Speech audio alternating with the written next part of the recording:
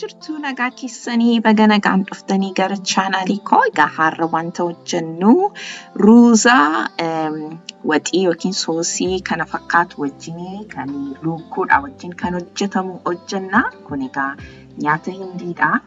Nyaanni hindiin immoo nyaata keenya wajjin baay'ee wal fakkaata. Wanta itti naqnu baay'ee wal fakkaata. Egaa isa hojjenna. Isa dursa garuu warri haaraa taatanii akka subscribe gootanis hin gaafadhaa.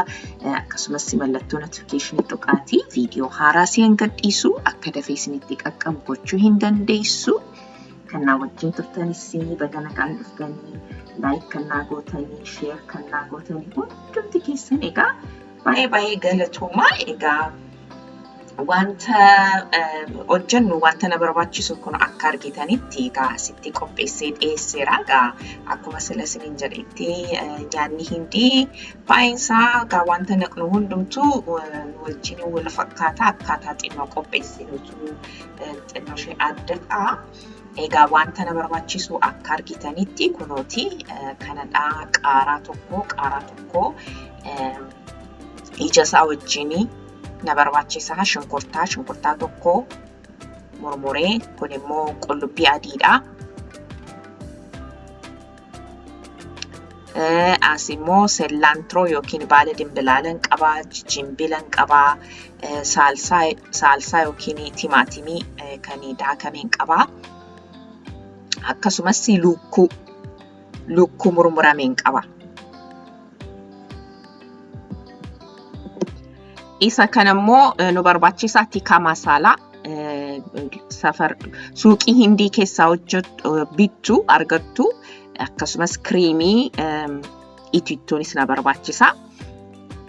Egaa amma maalan godhee itittuu fal'aana shorbaa lamaa fi isa tikka massala hawaaja hindii sila siniin jedhee grocery hindii yookiin suuqii hindii irraa argattu siniin jedhee isa fal'aana shorbaa 3 godhee akkasitti wal makaan jira. Waliin hin makaa. Akka gaariitti waliin hin makaa. Itittuu fal'aana shorbaa lamaa fi tikka paste immoo fal'aana shorbaa 3. Amma lukkuu murmuree lukkuu mallaalaa jedhan isa afaan Amaariffaatiin isan fayyadamee lukkuu 2 jechuun koo mallaalaa caalamaa isa wajjin waliin hin makaa.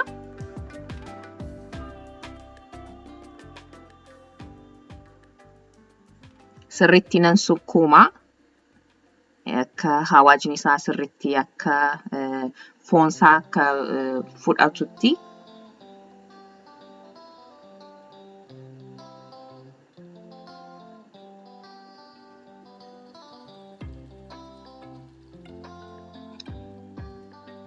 Isa booddee egaa qadaadeetanii daqiiqaa 30 fi nan dhiisanii akka hawaajni isaa sirriitti foon lukkuu keessa akka galu daqiiqaa 30 fi nan dhiisanii.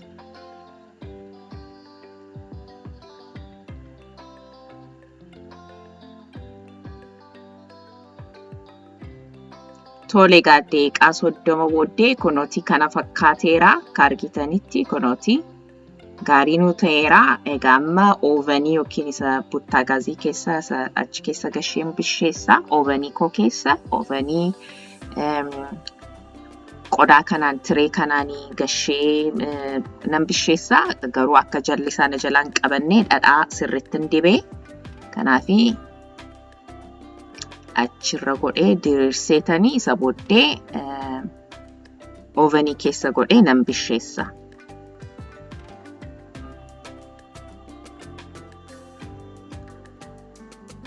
Egaa amma oovaniin keenya immoo amma lukkuun keenya immoo amma nu bishaatutti immoo amma waxiisaa hojjannaa. Egaa amma zayitii kuduraan fayyadamee vegetable oil isaa egaa shunkurtaa tokko wajjin bisheessan jira.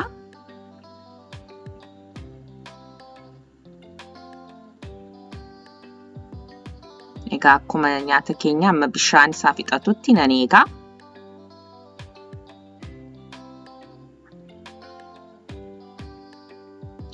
Isa booddee qullubbii adii fi jinjibila murmuree ittan naqa.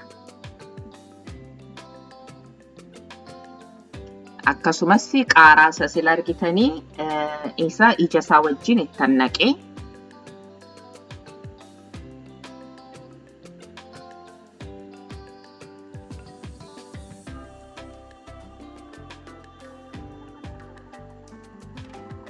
Isa booddee saalsaa fal'aana shorbaa tokkottan naqee.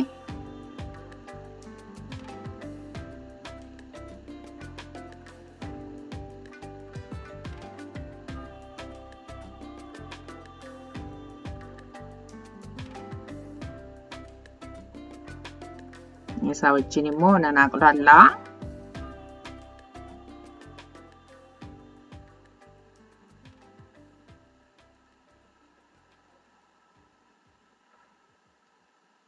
Isa booddee hawaaja isa sila isinitti jedhee isa tikka paste isa hawaaja hindii. Isa fal'aana shorbaa sadiittan naqee kana sila isiniin jedhetti suuqii hindii keessa argattu yookiin immoo supermarkeetiiuma keessa grocery store keessa iddoo nyaanni hindiin iddoo gurguramu naannoo sana argattu. Isa fal'aana shorbaa sadiittan naqee. Isa booddee immoo xinnoo ishee aqulaalleeytanii egaa nan deebi'a.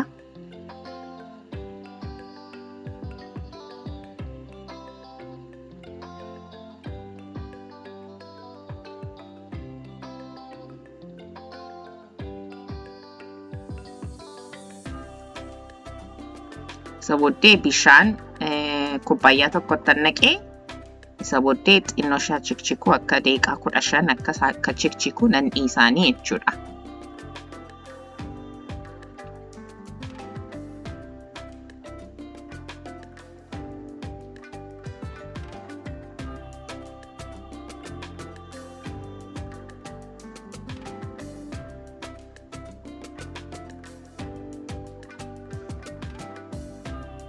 Tole akkas nu chikchikeera amma ibidda koo dhaamseetanii xinnoo ishee nafa qabbanaa'u.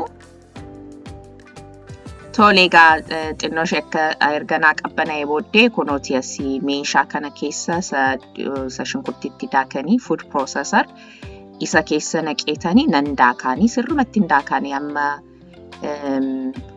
waan hundumtuu amma creamy amma fakkaatutti nan daakaa jechuudha.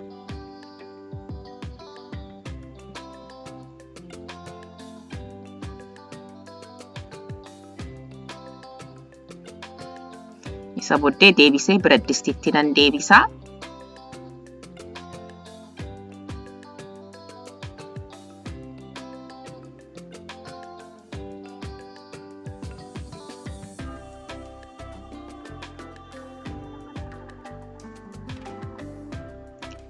Achi cuunfaa loomii fal'aana shorbaa tokkottan naqee. Akkasumas whipping creamy kubbayyaa tokkottan naqee.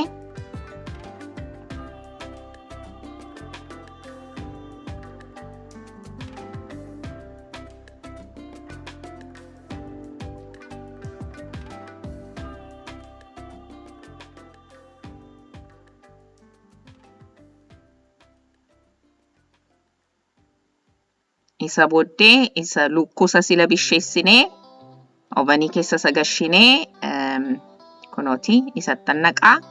Isaa wajjin immoo egaa xinnoo ishee haa bishaatu.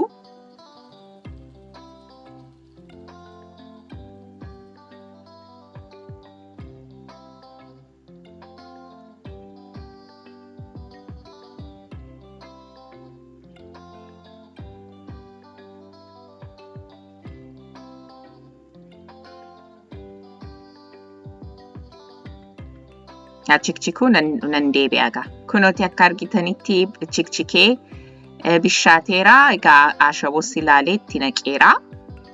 Amma ga'utti amma gaa hin ga'anii egaa isa dura garuu baala dimbilaalaa xinnoo shettan naqaa isa booddee ibidda koonan dhaamsaa achi booddee xarabeezaa irratti wal agarra.